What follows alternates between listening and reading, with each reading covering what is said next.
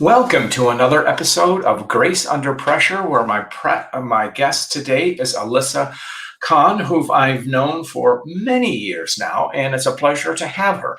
I'll tell you all about her in just a moment. Those of you who know the show know that Grace focuses on the soft stuff, the caring, the connecting, the commitment we sometimes overlook.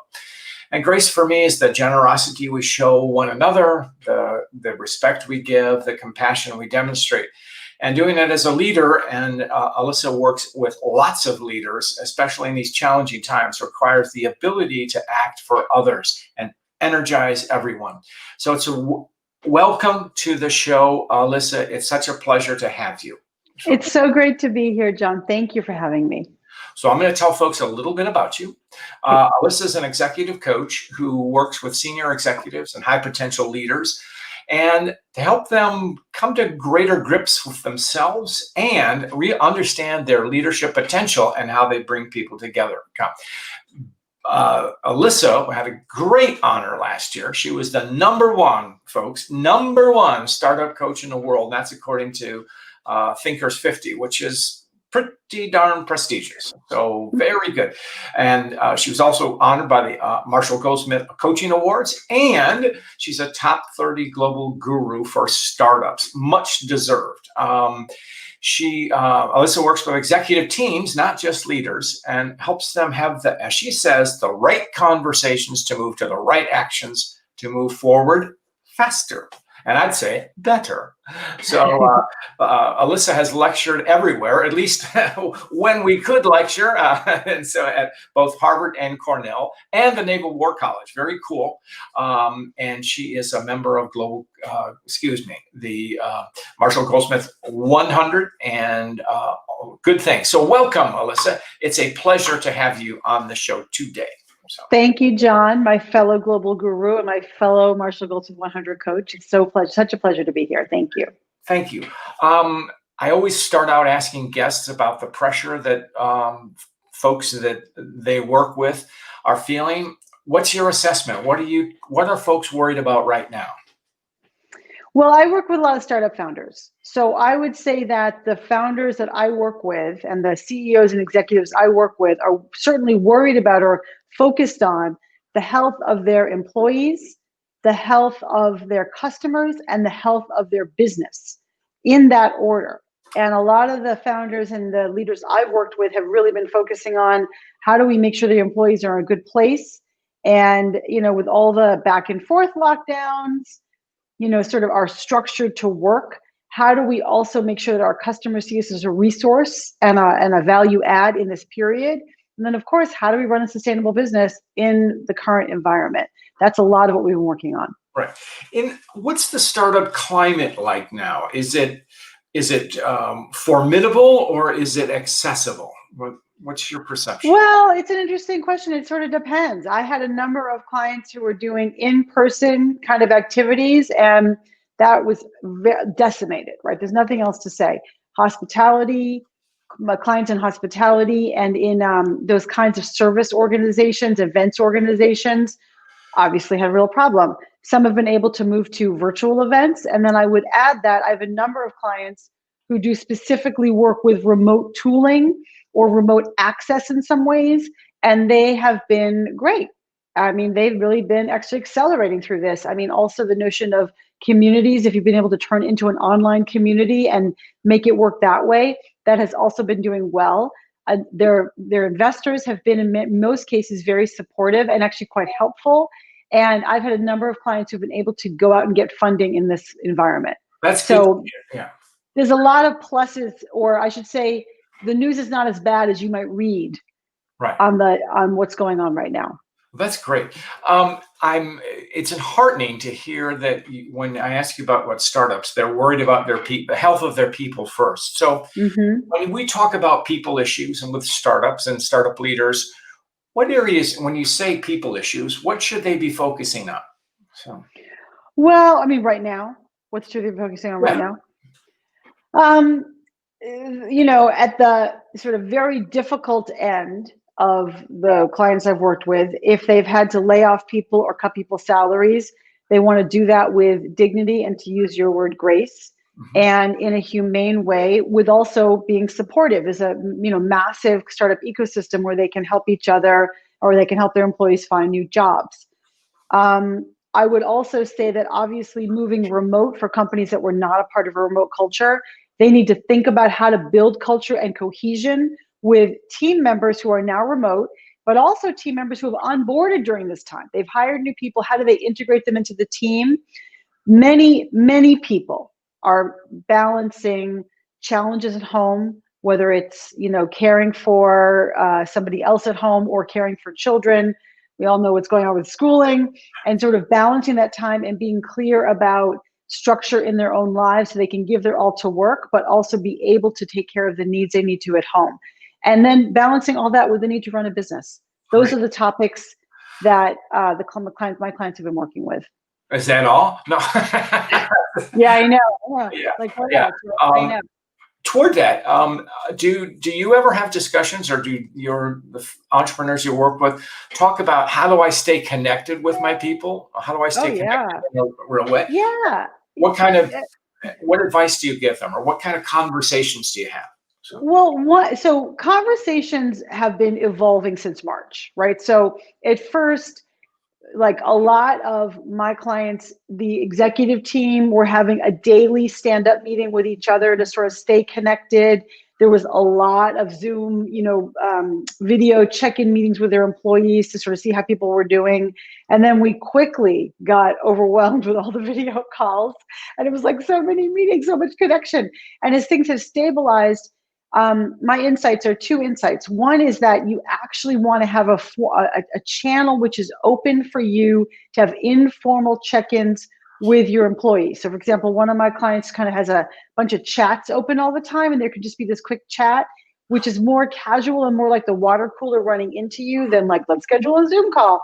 And then the other thing is that to recognize that people need to have the definitely open-ended time. So it's not just about what's going on with the business and what's going on with sort of status.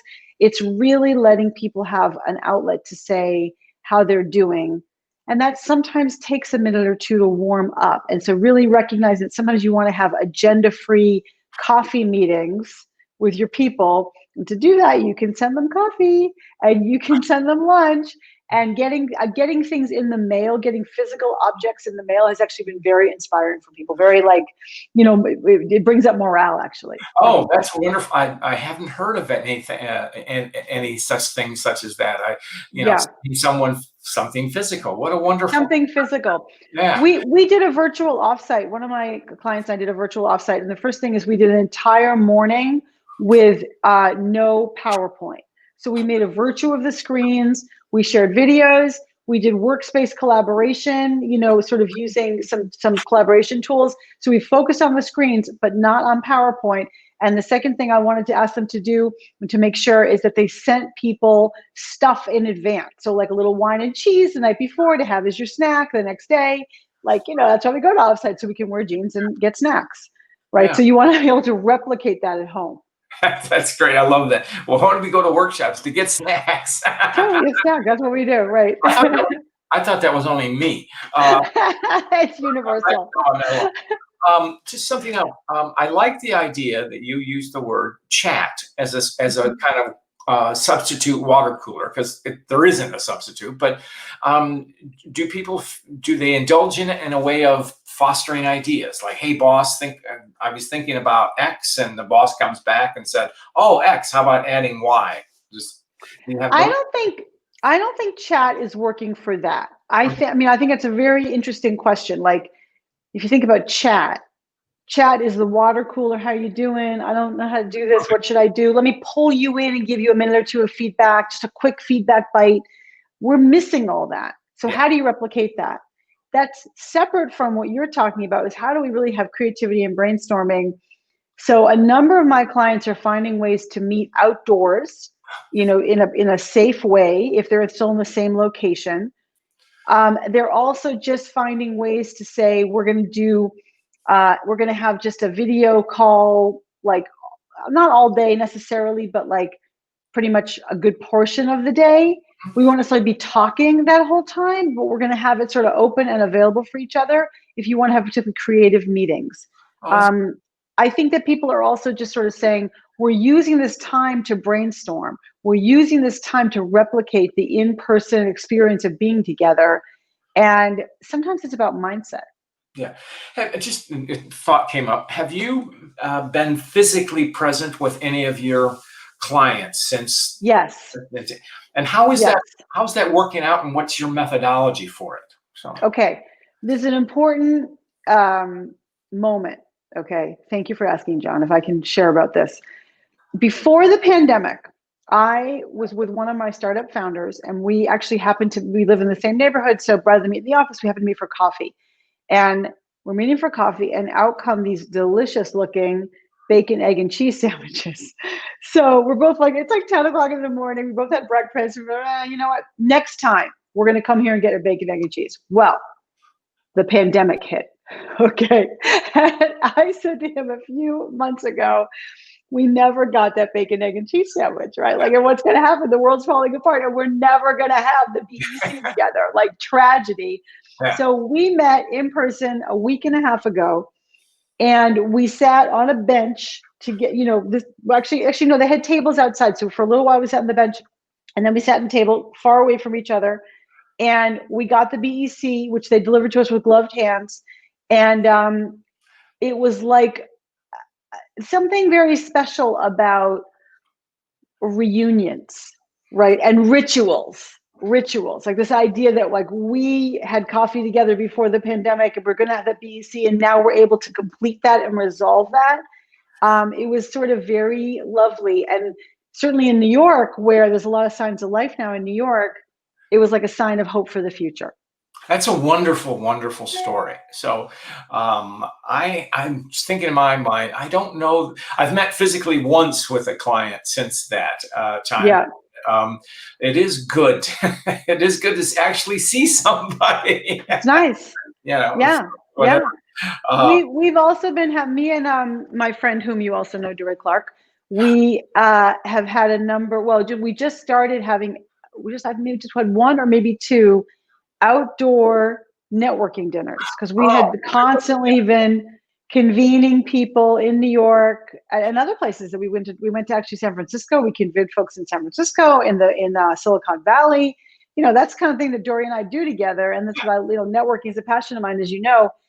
And we had this outdoor dinner with 6 people, and it was just beautiful. And again, it's a sense of like signs of hope, and how can we adjust. The name of the game, John, as you know right now, is agility. And how do we adjust to current circumstances? And it's not about, it's really just about accepting and adjusting to the existing circumstances now. And I'm glad you mentioned that, because we really don't have a choice. And so embrace it. And I love the way you wove the concept of it's a sign of hope. And yeah. So speaking of signs of hope, you have something very hopeful coming soon. It's called Learn to Love Networking. Tell us about Yes. Oh, thank you. I was very productive with my pandemic period, and I did a number of projects. And one project I did was I recorded an audio course for Knowable. Knowable is an amazing new startup. They are focused on audio learning. They have a lot of great backers and contributors, including Alexis Ohanian, who obviously is the founder of Reddit. And he created a course called Launch a Startup. And now a number of creators are creating audio courses. So my course is called Learn to Love Networking, and it's about networking and how to learn to love it. And the key point, I think, is that many people think networking is about what you can take. And I would just say to everybody that networking is about what can you give? What can you contribute? How can you add value? How can you brighten someone's day? How can you connect people? And I hope people will, benefit from that thought in the specific tools and techniques that I teach in Learn to Love Networking. I love that concept, and it's something, of course, that we seek to practice in MG 100. What can I do to help you? Those types of things. But then we're in this network. So if someone is kind of thinking about, geez, I need some more contacts, I need to network. Is there self-inventory or something they can say of, hey, what can I give back? Does it work like that, or what's your perception? In part, I have a whole chapter on what do you have to offer, a whole lesson on what do you have to offer. People who are junior in their career might think, I don't have anything to offer. I don't have status. I don't have resources. But you, junior people in your career, you have the ability to listen, to be positive, to inspire, to encourage. You also have knowledge and insight that they don't have. Maybe technology, maybe an experience of being new to the workforce today, which is valuable to other people to understand. Maybe you can help one of their children navigate through college or through through a younger experience that they don't have access to. Maybe you are in a place that they are moving to, and you can tell them where to go to brunch, right? Oh, you know what? Thank you for sharing that, because that is so simple, and I'm not being dismissive when I say simple, but it's something the way you captured it as a a young person. Well, gosh, what do I have to offer? And then the way you delineated it makes it so accessible. I say a twist on that, and you and I both know the work of Adrian Gustick and Jeffrey Elton in their book Leading with Gratitude. And I've talked to them about this. And one of the things about gratitude is self-gratitude. And I think that a form of self-gratitude is just what you said. Inventory those things or consider what you can do. And, oh, I can do that. And I have something to offer. It's yes. Great. That's a wonderful thing. So how can people find this show? Well, of course. So. Right. Thank you for asking. It's going to be up next week on knowable.fyi. You can search for Learn to Love Networking. And if you go there now, you can join the wait list for the course and be notified next week that it's when it's live. Perfect. And if we go to your website, which is alissakhan.com, will it be there too? Okay, good. Yes, alissakhan.com. Yep. And you have some even more exciting news, which is coming next year. And that's From Startup to Grown Up. I love that title. So what is it, grown up as a startup? I know, right? So just to say, the notion of From Startup to Grown Up is about your growth, anybody's growth and journey as a leader. So this is certainly focused on how do you as a founder turn into a CEO, from someone who's building a product to someone who's building a business. It's applicable for anybody who's got to transition from somebody who's doing the work to somebody who's orchestrating the work. And I would say From Startup to Grown Up has to do with the notion that, yes, your company grows, your role grows, and as you grow in concert with that, in some ways you're growing, but the role is growing you, or the startup is growing you. So they all integrate together, and these forces act on you for all of us, grow up. No matter what age you are, we all have to grow up.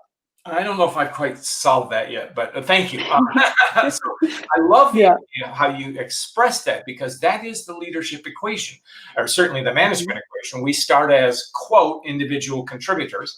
And as we rise in our career, and certainly building the business, you can't do it all, nor should you do it all. And if the business is going to grow, you need to learn to delegate, which I think is that difficult for entrepreneurs? So. Oh yeah, of course. Entrepreneurs are the ultimate control freaks. It's very difficult. Also, they don't always have the skills to delegate. And then I think what happens for many leaders, and certainly for startup founders, is as they grow, they delegate without knowing that the person who they're delegating to can actually do it. And so bad things happen. Could you define that? What does it mean not to know how to delegate? Does that mean you take on too much, or what do you mean by that? So, well, in terms of the skills of delegating, or in terms of delegating. So, well, the skills right. So, like regularly, anybody who's delegating will kind of say, "Do this," with no context, no understanding of how it fits into the big picture, no explanation, no sense. I had a client one time who delegated to a fantastic employee, but a junior employee, something very complicated about doing a report and a sort of an analysis on the competition. He said, please do analysis on the competition. She did the best she could, and she did a fantastic job, but it wasn't what he had in mind, because he hadn't told her what he had in mind. He assumed much more sophisticated experience and skills than she actually had. And then he was disappointed at the outcome, but he didn't really assess where she was in her learning journey and what she could handle. That happens over and over and over in all companies, but certainly in the startup world. And I think that you mentioned a key word, and it's context. Not having the context then it's, what am I doing? Yeah, yeah. And also then they'll do it and sort of attack, like, do this with no context. Here you go. Do this. Okay, here you go. That's like crazy making, right? Because I'm not like biting off a part of a project. And also I can't do the best job. So I don't know how this fits in. Like, why are you having me do this? I don't understand the bigger picture. People understand the bigger picture, they can do a better job. They can also go above and beyond. Some of my clients will say, my people aren't proactive. Okay, but like, are you explaining to them not just what they should do in this task, but how it fits into the bigger picture, so they can then feed into that and then think additionally what else they can do in that context? Terrific. So this is going to be exciting. So you're going to be working on Mm, that or for the next year. Um, yes. and there's something else going on right now, and is our pandemic, of course. So you you are a wonderful writer, and you express Thank you. yourself very clearly and concisely, and I Thank love you. that about you. It Thank makes you you. gifted in what you do. You wrote an article for Forbes to which you contribute. Something about, don't let the pandemic derail your career. Hmm. By that, because does that mean we should stay where we are, or what were you getting at? Well, really, it's about think creatively about where we are right now. So, all of us have to embrace what is actually so, right? The conditions that are actually so, and play the present. So, play the present means deal with your conditions and take actions from here. So, if you want to change, if you were planning to have a traditional career path in, for example, the hotel industry, that's not going to happen right now. If you are right out of college or even right out of business school and you think that you're going to get a job in, let's even just say the airline industry, which is suffering right now, you have to step back and think about, what can I do instead? So, for example, if you're right out of school and you had a job, maybe you got laid off, then maybe it's about putting together a portfolio of specific jobs to help experiment with a number of different things. Maybe you're in a job that wasn't quite, like your dream job. Okay, but you're not necessarily going to move right now. So are there skills you can get in those jobs? Can you find an opportunity to manage other people? Can you find an opportunity to train yourself in doing something very different? Maybe data analysis, maybe project management. It's going to help you build your skill set so that coming out of this pandemic, you're going to have more to add. That's a great idea. You used a word that I haven't quite heard in this context: a portfolio of jobs. What Hmm. do you mean by that? I'm familiar with the concept of portfolio for one's writing or artistic projects or whatever. What do you mean by it? So, Well, a portfolio is a selection. It's a curated set of things. So what if you had 3 or 4 part-time jobs? It would be a curated set of part-time jobs. Or something you're doing for 6 months at a time. For example, someone's on maternity leave or parental leave, needs someone to fill in an interesting role where you could learn a lot for 2 or 3 months. Great. You could do that. And then you could gain what there is to gain there. By the way, the skills and the network, right, that you could gain from that. Maybe you're also doing a volunteer position to build up your financial acumen or something at a nonprofit organization. And then you can take all those skills together and add them to something else. Maybe, again, a part-time situation or a temporary situation. You don't have to find your dream job right now. You have to think about, what am I doing in terms of building skills and network so that I have an asset that I am building inside of my portfolio. that's a terrific idea. That's wonderful, and it's such. I like the way you said curate, but look what you need to do, build it up, and find a way to do it, and then find temporary positions that you can fill in. That's great. Yeah, thanks. You also wrote another article, which I love the title of, Yeah. Agility in the Time of Fragility. What the heck does that mean? Look, it's about agility and about adjusting. And I would say to all leaders, your job fundamentally is to adjust your style to the moment. Right now, we're in a fragile moment. We're in an uncertain moment. We're in an unusual moment, right? Emotions are running high. People are acting in ways that you weren't expecting. How are you as a leader taking in the situation and adjusting your style, agilely, quickly? And then also agile is really there's many definitions of the word agile, but one thing about agile is it's used in programming. So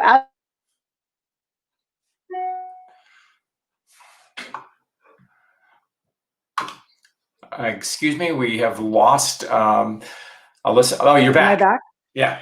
Did you miss my wise words about agile programming? Now I need you you are about to define a definition of agility. So what is that, please? So agility is about quick adjustment, but agility is also found in agile programming. So agile programming is a way of programming where you don't plan the whole thing out all the way to the end.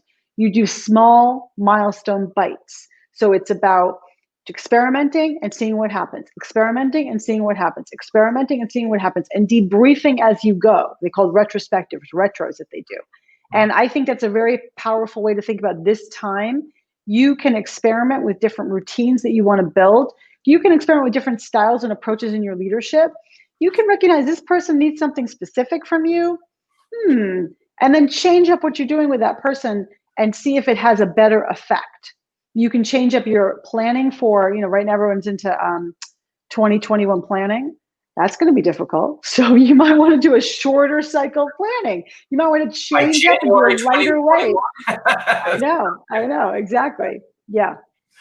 No, that's great. And I like the way you break it down. In a way, I just had this thought that we are in a time of ambiguity, uncertainty. That's really the whole world of entrepreneurism anyway. All the time. So I would say to you, it might be an asset to be an entrepreneur. Have thought of it? So. I think it's an asset to be an entrepreneur because you're always building up your muscles around experimentation. And also, let me tell you something, in all my companies, all the companies that I'm working with, in the most successful companies I'm working with who are like totally on a rocket ship, there's a lot that's going wrong, a lot. So learning to adapt to what's going wrong quickly, accept your environment. I think startups are really good at accepting their conditions and experimenting and recognizing that they're not bound to process of things we've always done in a certain way and to move forward from there. The other thing about startups and founders in particular is founders are try again. Grit is about founders, and it's useful for all of us to take on some grit right now. That's so powerful. I had a guest on here, Shannon Huffman Polson, who just wrote a brand new book called The Grit Factor, and I highly recommend it. And but yeah, we do need that. And I would say I always like working with entrepreneurs because they don't understand the word no. And that is really true. Yeah, which is both a positive, but it can be a problem if there's an obstacle. Am I correct? Yeah, you have to know when to say no. But at the same time, I would err on the side of find a way, try again, which is what entrepreneurs bring to the table. That's right. Pragmatism, which is wonderful. And we're in an era when we need to be. Alyssa, we're coming to the end of our show, but I always like to ask our guests to share a story of grace with us. And you have something you want to share? Yes, I would love to share a story. So when I was a very young coach and a new coach, I spent a lot of time thinking about my business, of course, right? And so one of the things I decided to do was I decided to write a newsletter. So just to say I wrote a monthly newsletter, I just want to say I never got 12 issues out for the year. Okay, so that's a monthly newsletter to me. However, I wrote this newsletter and I used to literally write the newsletter. Took me hours, took me days, and get it ready to go and have my web guy send the newsletter. And I literally would say, I'm going to go hide in my closet. I was so nervous. I hid in my closet. Every time I sent a newsletter, I would always be sure to get at least one piece of positive feedback from you, John Baldoni. You showed me such grace in those days. I will never forget that. And it was so generous of you. And I say that Thank you. That was, I've told you this before, but I want to just let everybody know. Thank you. That's who you are. So encouraging. And I want everyone to know that when you encourage somebody else, it's priceless in terms of what they might be dealing with that you don't know about. And it helps lift them up and helps encourage them to fight another day. And then you can be a successful coach. Thank you, John, for doing that. Wow, you blew me away with that. I did know you have told me this personally before, but gosh, you make my day, and thank you. I'm glad. And it's a good reminder for all of us just to reiterate that, yes, we all have something to give. Yes, we just, a pat on the back, just being there, a word of encouragement. Doesn't cost anything, and it can go a long way. So thank you for saying that. And with that, we're going to close. Oh, Alyssa, I want to remind people how they can find you. So. Oh, they can find me on www.alyssacohn.com, ALISACOHN.com, and definitely go check out knowable.fyi next week for Learn to Love Networking. Great. It's terrific. Thank you for being our guest, and we're going to close it out. So.